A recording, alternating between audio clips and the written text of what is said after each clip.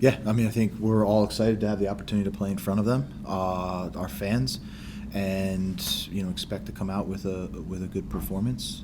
Week of training has been good. It's been nice to welcome back a couple guys. Ahmed Kassem is back in full training. Wyatt Meyer is back in full training. So again, kind of some more competition in the group as well, and so yeah, I think the team is ready to go. Thanks. We'll start with Chris and go down the line, and feel free to ask 2 questions if you have them. Cool. Coach, every coach for years that I've talked to about playing a team that you have history against always says the past has nothing to do with the future. I'm curious, given the streak that these 2 teams have been on, do you pull and try to look for every ounce of motivation you can, and do you play into some of the streaks saying we're going to snap that thing tonight because if we don't, we're done? I mean, maybe historical. That's where the coaches are talking. Maybe it doesn't dictate your future success. Yeah. But I think it's for us, we constantly look back. We've had opportunities to play this team a couple times this year, and there's always opportunities to learn, grow, and improve. They're a really good team. They've challenged us in different ways, and I think we've been able to spend this week learning some things from the last game, improving some areas, and also focusing on what we do well and coming out and doing that on Saturday night. Is it realistic to say that you guys need to play your best game of the season Saturday in order to win? I think we just need to play the way that we play. We know that the same way that we've been playing at home throughout the season, we've always been in good form here with the support of the crowd, and I think we just have to play the Nashville way, and that's we expect that that's good enough to earn a victory. Go ahead, Bob. I'm good. We'll go Blair. BJ, how hard has it been to maybe lift up some heads in the locker room and making sure everybody's ready for the game tomorrow? These guys are motivated. It's not hard at all. They're professionals. They have a burning desire to win the game, and they are as committed as a group as you'll see. And we saw a tactical switch last time out with the formation, maybe a little bit of a change. And now that you've had some time to kind of marinate on that, I guess, how did you feel like it did, and are you planning to continue to use it going forward? Yeah, and I thought the intention of why we did it was to try and get the ball into the wide areas, and I thought it was pretty effective. I thought the goals that we concede were maybe more about just us not being sharp defending certain situations, and then certainly I think we have to look at how we can continue to create good goal scoring chances. We've done that against them before, so I think we're confident in the way that we can still create enough scoring chances to win the game and clean up some of the little odds and ends there and have a good game on Saturday. Go ahead. Just looking at the kind of contrast between the decision day game and the first leg of the playoffs, obviously the second or the playoff game, less chances conceded, and it felt like maybe a little bit stronger defensively, contrasted with the first half of that decision day game where you were able to create a lot. How do you kind of find a balance between like defending Messi in this attack and then creating those type of chances? Yeah, I think there's, you look at it, it's still 2 separate phases of play. So I think defensively we take away some of the good things that we did, and I think there's some areas that we have to improve in terms of whether it's small group defending, team defending the penalty box. With the ball, I think there's opportunities out there. I think there's opportunities for us to exploit certain areas, and we just have to be a little bit better at executing, and those chances will come. And then at the end of the day, we have to finish our chances, just like we saw in the last game of the season, and even some of the chances that we had down in Miami in the first game. Like we just have to be a little bit better at executing.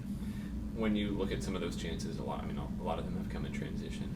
How have you worked on this week on kind of just executing the final pass or final shot a little bit better and making the right decisions? Yeah, it's something that we talked about all season. Is when we get into the final third, we want the attack to finish, right? And hopefully that finishes with a goal, and if not, that phase of play ends and we're able to reset. So it's something that we constantly stress throughout the season, and it's certainly something that when you play Miami and you play in these type of games that you're going to always highlight. BJ, looking at Nashville and the last, when Ben was just referring to it, the second half of the game here and probably the full time there for the most minutes, and leaving aside what Miami can do, which they can do a lot, we know that. But how do you think the team has looked very different from what your plan, the plan that we've seen from the team the whole season? I think myself that I've seen a different Nashville team in that second half and the game in Miami? Tactically. No, yeah, I mean, I think it's just about us, being confident and executing on how we play. I think there's moments that we do it really well, and then there's a few moments that we're maybe, a little bit indecisive on our decision making, and then that leads to kind of, I think again, I said it after the game, I say it still now, like the way that we conceded goals was, I think we just have to be better and we have to be sharper. But collectively, the group, as long as we're committed to each other, committed to what we want to do, and committed to playing hard, I think you'll see a good performance. What can the fans expect tomorrow? I mean, in terms of the effort, they always think about this team can take care of things here in Nashville, in George's Park. Is that still the same? I would say if that's the mentality of the fans, it's aligned with the same as the mentality of our team and in the locker room right now. We believe that we can win the game here. We know with their support and their energy, and that we'll be able to, play with intensity. That's what we do, and the team that they've come to expect, the team that they, represents the way that this city is the team that they'll see on Saturday night. We'll go to John on the Zoom. Jay, just touching on the idea that you talked about earlier about kind of the two different formations and approaches to the game. I wonder which, you end up thinking gave you a better chance at win. I mean, you look at the scoreline of the second would suggest that was, but at the same time, the first game you had so many opportunities in the first half of that, that there really could have been, bigger advantage. So yeah, I guess which do you feel like gave you the better chance? I think when you talk about it tactically, there's it's about what you're trying to achieve. That's why you put in game plans. And what we're trying to achieve is to obviously neutralize their attack as much as possible, and also find moments that we can create goal-scoring opportunities, whether that's through turning them over and in offensive transition, or if it's through our build-up and exploiting spaces. I think, in both games, we created those type of moments. The first game offensively, not as much as we wanted, and that was something. That's certainly that's an area that we've been focused on, and we have to improve and execute better. Just one more. I wonder this year on the back line, I guess specifically the center backs, Walker has kind of been in and out of the lineup for various reasons a lot of times, and just what are your thoughts on how communication has gone for the two center backs? Because there's been a fair amount of rotation throughout the season. Yeah, I mean, a lot of that's sort of been forced due to certain circumstances. But I look at it more across it's more of a back four than it is necessarily just two center backs. And I think the communication is fine. I think there's a clear idea on what they're trying to do and what they're trying to execute, and we just have to make sure that we're buttoned up and do it well. Go ahead, Billy. With Halloween being today, do you have any tricks up your sleeve for tomorrow? No, good question though, but no. I just hope everybody has a safe Halloween, a fun Halloween. It's a great opportunity to sort of enjoy ourselves, but to not have any sort of sugar crash, and make sure that we all show up on Saturday as energized as possible. I don't know if you guys can top that, but anything else in the room? Not custom either? Not custom tomorrow either? No. I'm pretty sure you'll know what it looks like. Thanks. Yeah, excited. Obviously, it's been a great year for the boys. I think topped it off before the end of the season with the Open Cup win, so that was very important. And now, eyes are set on another piece of silverware. But obviously, we got an exciting game against Miami, round 2 of the first leg of the finals. So hopefully we can come out to a nice crowd and get the result that we want. Thanks, Patrick. Go ahead, Chris. Patrick, how much talk is there amongst the guys about, like, we have to win this and we're done?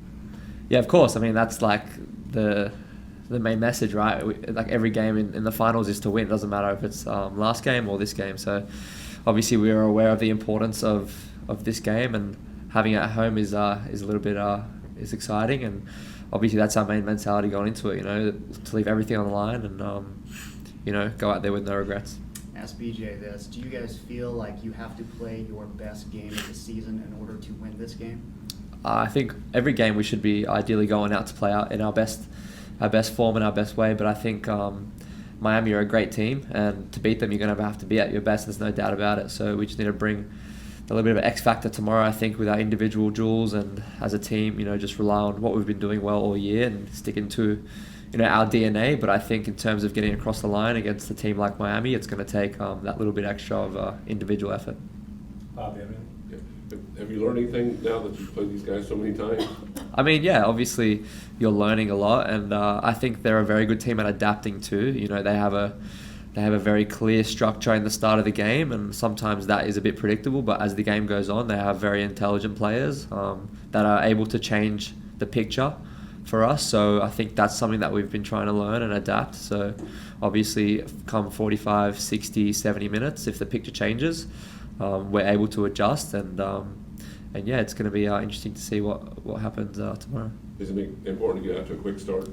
Yeah, of course, getting out to a quick start is always going to increase confidence in the game, and it's something we look to do at home as well, having the home crowd advantage. So, I think come the referee blows the whistle, you're going to see us all guns blazing. Go ahead, Larry. Has it been hard keeping heads up after the 2 last results? I think obviously it's a little bit difficult in the moment, especially after the games. You take the results and you think, do we deserve, maybe after the first game, do we deserve that result? I don't think so. Obviously we played very well in the first half, like I said, very good at adjusting and adapting. So in the second half it was a little bit more difficult, but last game too was a little bit hard to take on that result. But it's always about growing. You can't really carry it on too much onto the training field, because that's where you can kind of fall apart. So we've been quite positive on the pitch and trying to really just focus on ourselves and our craft, and everyone's in high spirits for tomorrow. Now, we saw a tactical change between the 2 games. There's kind of like a midfield 3 in the latest game. How does your role change depending on whether you're playing in that formation or the other one? Yeah, I guess when we have the 4-4-2, I'm a little bit more central, but when we have the 3 in the midfield, I can kind of have that bit more license to go out wide and put a bit more pressure. So obviously it's always about adjusting and trying to bring something different tactically, but also something that's going to manage Miami well.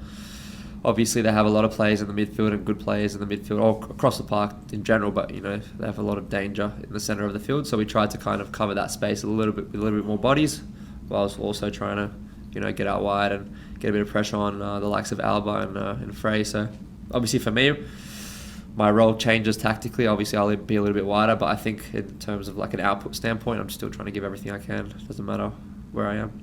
Go ahead, Ben. Just looking at the last game, but overall the games that you've played against Miami, it feels like maybe some of the goals that you've conceded have maybe been a little bit uncharacteristic for Nashville. I guess, what do you think causes that, and what are some ways that you've kind of identified that maybe those can be fixed? That's a good question. I think obviously, yeah, like you said, I have been a little bit uncharacteristic, particularly in the way we've conceded goals. Obviously, in the first game, the last 2-3 goals that they scored were a little bit sloppy, and then last game as well. So it's hard to put a pinpoint on what's happening there. But obviously, I think when it comes to defending, particularly defending in the box, we just need to be a little bit more aggressive and a little bit tighter to our man. I think a lot of time we give them too much respect, because obviously they have the likes of Messi, the best player of all time, and Suarez, and a lot of dangerous threats. So I think sometimes when you're a bit cautious of players that can do a lot of harm to you in the box, you give them too much respect and probably more time than what they deserve. So I think it's about I think it's about in the next game we just got to be a lot tighter, a lot more aggressive around the runs in the box, and just, like I said earlier, when it comes to our individual battles, making sure that we're winning those, because I think our box defending has let us down the last few games, which is obviously, it's been okay, but now if we don't sort that issue, we're going to suffer the biggest consequence of all, which is getting knocked out. So I think that's something that we've touched on, and we're looking forward to rectifying tomorrow. Obviously on the decision day game, but even the first leg of the playoffs, you were able to create chances, especially in transition. When you're playing a team like Miami who can score 2 or 3 goals kind of out of nothing, how important is it to be more clinical when you get those? Very important. I think you saw obviously in the last game we had 2-3 chances in the first half to kind of get them on the break, and we just weren't clinical enough, and they're a team who's going to get chances, they're going to maybe score. So obviously at the end of the day, soccer's a game where if you score more goals you win. That's like as simple as it gets. So if we're clinical enough and we take our chances, and you've seen in the first game and in the last game, we can create chances and we will. It's about putting them away and holding them to as minimal goals as possible. Patrick, of course, the result says that you were scored 8 goals against and only 3 in favor. That's just the big picture right there. But inside the pitch, where things are different and you are the only ones who can tell the story, how has it felt in terms of difference between the way you play?